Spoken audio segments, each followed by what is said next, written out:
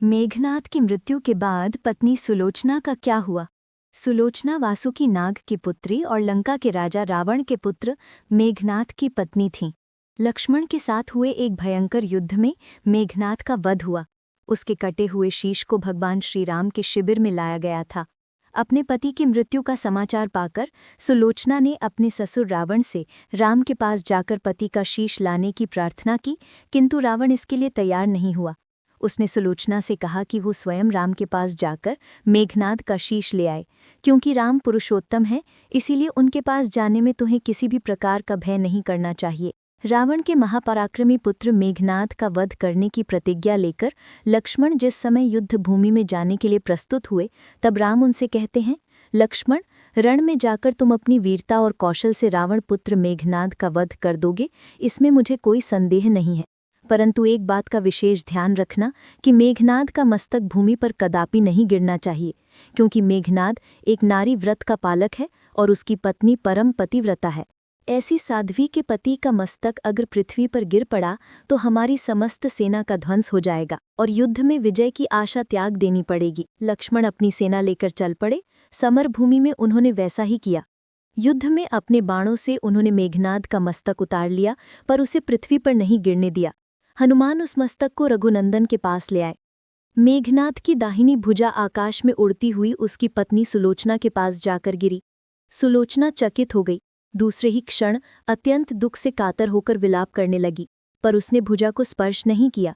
उसने सोचा, संभव है ये भुजा किसी अन्य व्यक्ति की हो। ऐसी दशा में पर पुरुष के स्पर्श का दोष मुझे लगेगा। निर्णय करने के लिए उसने भुजा से कहा, यदि तू मेरे स्वामी की भुजा है तो मेरे पति व्रत की शक्ति से युद्ध का सारा वृतांत लिख दे। भुजा ने दासी ने लेखनी पकड़ा दी। लेखनी ने लिख दिया, प्राणप्रिय, ये भुजा मेरी ही है। युद्ध भूमि में श्री राम के भाई लक्ष्मण से मेरा युद्ध हुआ।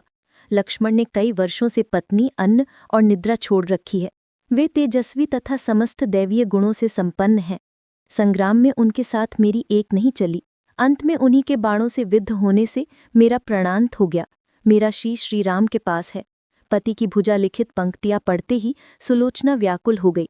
पुत्रवधू के विलाप को सुनकर लंकापति रावण ने आकर कहा, शोक न कर पुत्री, प्रात होते ही सहस्त्र मस्तक मेरे बाणों से कट कट के पृथ्वी पर लौट जाएंगे। मैं रक्त की नदियां बहा दूंगा। करुण चीत्कार करती हुई सुलोचना बोली, पर इससे मेरा क्या लाभ होगा। सहस्त्र क्या, करोड़ों शीश भी मेरे स्वामी के शीश के अभाव की पूर्ति नहीं कर सकेंगे। सुलोचना ने निश्चय किया कि उसे अब सती हो जाना चाहिए, किंतु पति का शव तो रामदल में पड़ा हुआ था, फिर वो कैसे सती होती। जब अपने ससुर रावण से उसने अपना अभिप्राय कहकर अपने पति का शव मंगवाने के लिए कहा, तब रावण ने उत्तर दिया, देवी, तुम स्वयं ही रामदल में जाकर अपने पति का शव प्राप्त करो। जिस समाज में बाल ब्रह्मचारी हनुमान, परम जितेंद्रिय लक्ष्मण तथा एक पत्नी व्रती भगवान श्री राम विद्यमान हैं, उस समाज में तुम्हें जाने से डरना नहीं चाहिए। मुझे विश्वास है कि इन स्तुत्य महापुरुषों के द्वारा तुम निराश नहीं लौटाई जाओगी। सुलोचना के आने का समाचार सुनते ही श्री राम खड़े हो गए और स्वयं चलकर सुलोचना के पास आए और बोले, देवी, तुम्हारे पति विश्व के अन्यतम योद्धा और पराक्रमी के, उनमें बहुत से सद्गुण थे, किंतु विधि की लिखी को कौन बदल सकता है। आज तुम्हें इस तरह देखकर मेरे मन में पीड़ा हो रही है। सुलोचना भगवान की स्तुति करने लगी। श्री राम ने उसे बीच में ही रोकते हुए कहा, देवी, मुझे लज्जित न करो। पतिव्रता की महिमा अपार है, उसकी शक्ति की तुलना नहीं है। मैं जानता हूं कि तुम परम सती हो। तुम्हारे सतित्व से तो विश्व भी थर्राता है। बताओ कि मैं तुम्हारी किस प्रकार सहायता कर सकता हूँ। सुलोचना ने अश्रुपूरित नेत्रों से प्रभु की ओर देखा और बोली, हे राघवेंद्र, मैं सती होने के लिए अपने पति का मस्तक लेने के लिए यहाँ पर आई हूँ। श्री राम ने शीघ्र ही ससम्मान मेघनाद का शीश मंगवाया और सुलोचना को दे दिया। पति का छिन्न शीश देखते ही सुलोचना का हृदय अत्यधिक द्रवित हो गया। उसकी आंखें बड़े जोरों से बरसने लगीं। रोते रोते उसने पास खड़े लक्ष्मण की ओर देखा और कहा, सुमित्रा नंदन, तुम भूलकर भी गर्व मत करना कि इनका वध आपने किया है। मेरे स्वामी को धराशाही करने की शक्ति विश्व में किसी के पास नहीं थी। ये तो दो पतिव्रता नारियों का भाग्य था। आपकी पत्नी भी पतिव्रता है और मैं भी पति चरणों में अनुरक्ति रखने वाली उनकी अनन्य उपासिका हूँ। पर दुर्भाग्य से मेरे पति एक पतिव्रता नारी का अपहरण करने वाले पिता का अन्न खाते थे और उन्हीं के लिए युद्ध में उतरे थे। इसी से मेरे जीवन धन परलोक सिधारे। सभी योद्धा सुलोचना को राम शिविर में देखकर चकित थे।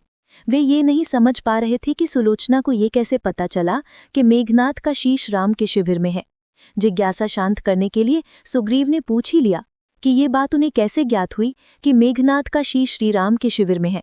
सुलोचना ने स्पष्टता से बता दिया, मेरे पति की भुजा युद्ध भूमि से उड़ती हुई मेरे पास चली गई थी, उसी ने लिखकर मुझे बता दिया। व्यंग्य भरे शब्दों में सुग्रीव बोल उठे, निष्प्रभ यदि लिख सकती है फिर तो ये कटा हुआ सिर भी हंस सकता है। श्री राम ने कहा, व्यर्थ बातें मत करो मित्र, पतिव्रता के महाहृदय को तुम नहीं जानते। श्री राम के मुख कृति देखकर सुलोचना उनके भावों को समझ गई।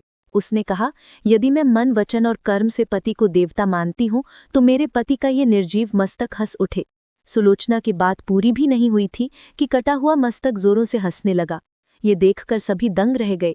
सभी ने पतिव्रता सुलोचना को प्रणाम किया। सभी पतिव्रता की महिमा से परिचित हो गए थे। चलते समय सुलोचना ने श्री राम से प्रार्थना की, भगवन, आज मेरे पति की अंत्येष्टि क्रिया है और मैं उनकी सहचर उनसे मिलने जा रही हूँ, अतः आज युद्ध बंद रहे। श्री राम ने सुलोचना की प्रार्थना स्वीकार कर ली। सुलोचना पति का सिर लेकर वापस लंका आ गई। लंका में समुद्र के तट पर एक चंदन की चिता तैयार की गई। पति का शीश गोद में लेकर सुलोचना चिता पर बैठी और धधकती हुई अग्नि में कुछ ही क्षणों में सती हो गई। दोस्तों, आपको ये कथा कैसी लगी? कृपया कमेंट करके ज़रूर बताएं। वीडियो पसंद आया हो तो लाइक करें और ऐसे ही और भी बहुत सारी कहानियों, कथाओं एवं जानकारियों को सुनने के लिए चैनल को सब्सक्राइब ज़रूर करें।